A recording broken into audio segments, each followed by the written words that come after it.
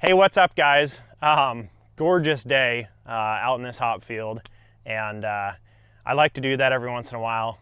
Just acknowledge the beauty around me and the gorgeous weather, and bring some positive energy out. It just helps my mindset tremendously. So I just want to throw that in here today.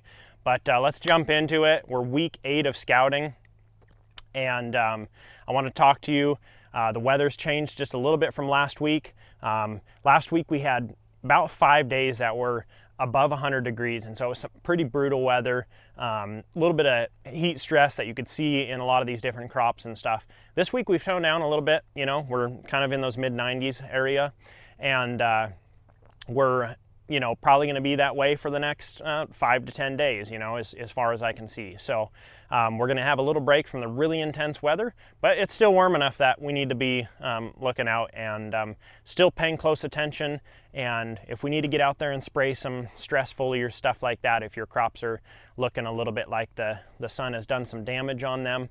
So be thinking about that. Be checking, making sure you have good water in your fields. Don't overwater. That can create a lot of issues for you as well. Couple things, just kind of updating scouting reports from some of the fields that I've been through this week.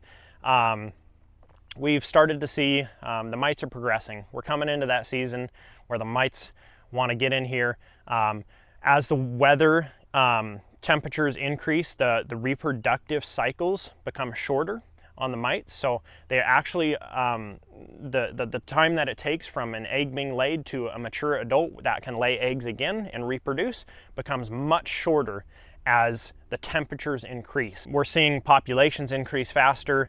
We're at that point in the season where, some of your neighboring fields, they'll have wheat, they'll have corn, stuff like that, where those also have mite pressure in them. And say the wheat's being harvested next door, well, you end up having a lot of mites blow in from that. So some of the fields that I've been in, I've started to, there'll be no mites down in the lower section of the plant, but I'm finding them at the very top. So pay attention to that. Also, just take a look at that. Just beautiful. Those are loaded with cones. I know sometimes it's hard to see on the camera how loaded they are, but yeah, take a look at this. Here's one of a lateral branch here. I just kind of wanted to show it to you.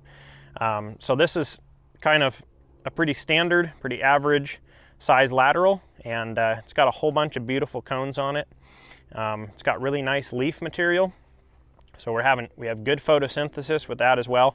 I want to pull a couple of these cones off here real quick, and I'll show you the inside of them. We're getting to that point in the season, we're starting to really build up some serious lupulin in these cones. You can see the yellow part, the little yellow sacs in there, that's lupulin, and that's where the most concentrated flavor from the hop is.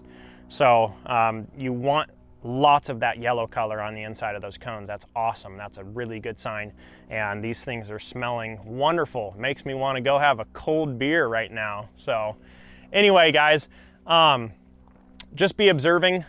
We've been out in a few fields. We've started to see some yellowing in the lower leaves. That can be a sign of potassium deficiency.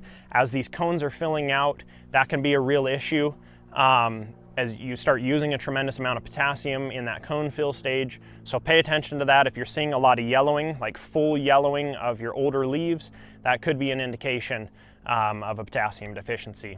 So with that potassium issue in mind, a lot of the best ways to correct that in season, the way that we're approaching it, is putting it in foliarly. Something I wanted to point out to you guys specifically about foliar applications. This can be one of the biggest mistakes that people make with their foliars, is not enough volume in the sprayer and not slowing down enough. We've seen this, and with the growers that we work with, we've seen the people that have the best success, say on mite sprays, that get the best kill on their mites, are the ones that increase their total volume per acre and slow down a little bit in the field. Don't drive so fast. You get way better coverage. As you can see, there is a ton of foliage here on these leaves, on these hop plants, sorry.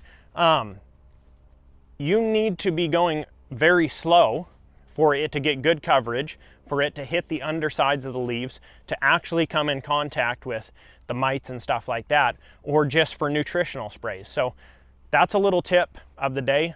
And like I said, we've actually seen this in the field where people go with lower volume and they're going way faster, and it kind of renders your dollars ineffective. You're actually throwing money away by doing that. If you'll slow down, it takes a few more hours. You got to pay a guy a few more hours to run that sprayer, but it's going to get way better kill on the mites, and it's going to get you way better yields. It's going to get you more money for your dollars spent in the field. So keep that in mind, guys. That's all I have for you today. Thank you for joining me, and remember, make farming fun again.